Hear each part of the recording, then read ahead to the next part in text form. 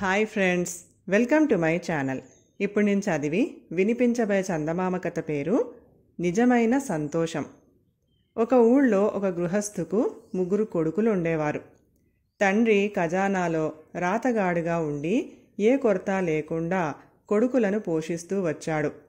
ఆయన పెద్దవాడైపోయి ఆరోగ్యం చెడిపోయినందున ఖజానాలో ఉద్యోగం మానుకొని ఇంటిలో విశ్రాంతి తీసుకోసాగాడు.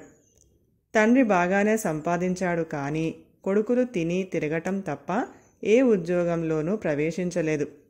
అది చూసి తండ్రి 3 కొడుకులను పిలిచి, ఇన్నాళ్ళు నేను మిమ్మల్ని పోషించాను, ఇప్పుడు నేను మూలపడ్డాను, మీకు వయసు వచ్చింది, ఇక మీరే నన్ను పోషించాలి.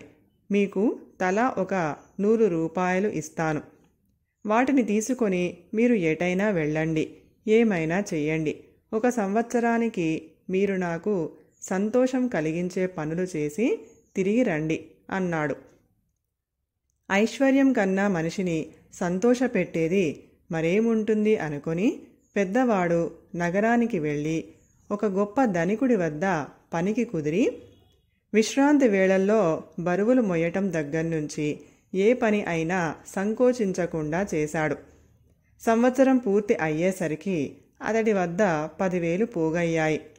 అతను దానితో ఒక మంచి రత్నాన్ని కొని ఇంటికి తిరిగి వచ్చి దాన్ని తన తండ్రికి ఇచ్చాడు. అయ్యో నాయనా, ధనమే ప్రధానమని అడ్డమైన చాకిరీ చేసి ఎలా అయిపోయావు? నిన్ను చూస్తే నాకు దుఃఖం కలుగుతుందిరా అన్నాడు తండ్రి. రెండోవాడు ఒక సిద్ధ వైద్యుడి దగ్గర శిష్యుడిగా చేరి ఆయనకు ఎంతో శ్రద్ధాశక్తులతో శుశ్రూషలు చేసి మెప్పించి ముసలితనాన్ని, ముసలితనంలో కలిగే జాడ్యాలను పోగొట్టే ఒక గొప్ప ఔషధాన్ని సంపాదించి ఇంటికి తిరిగి వచ్చి ఆ ఔషధాన్ని ఎంతో సంతోషంగా తండ్రికి ఇచ్చాడు. నాకు ఈ ఔషధం ఎందుకు నాయనా? నేను సమస్త సుఖాలను అనుభవించాను. కృత్రిమంగా తెచ్చిపెట్టుకునే యవ్వనం నాకు సంతోషం కలిగించదు. ఇది చూసి నేను సంతోషిస్తానని నువ్వు అనుకున్నందుకు నాకు విచారమే కలుగుతుంది అన్నాడు తండ్రి. మూడోవాడు ఒక వృద్ధుడైన గురువు దగ్గరకు పోయి తండ్రి సంతోషించాలి అంటే కొడుకు ఏం చెయ్యాలి అని అడిగాడు. నీకు అభిమానం గల విద్య ఏమిటి అని గురువు ఎదురు అడిగాడు. నాకు సంగీతం అంటే చాలా ఇష్టం అన్నాడు కుర్రవాడు.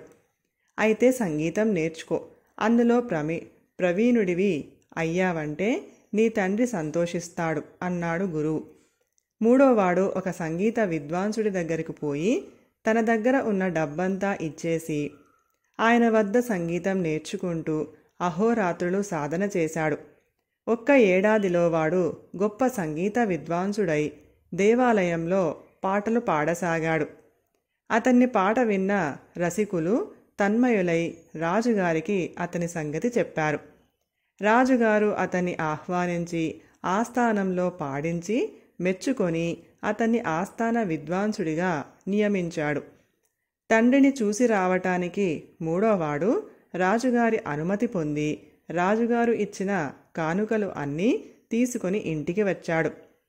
తండ్రి ఆ కొడుకును చూసి సంతోషించి, ఇదే తండ్రికి నిజమైన సంతోషం.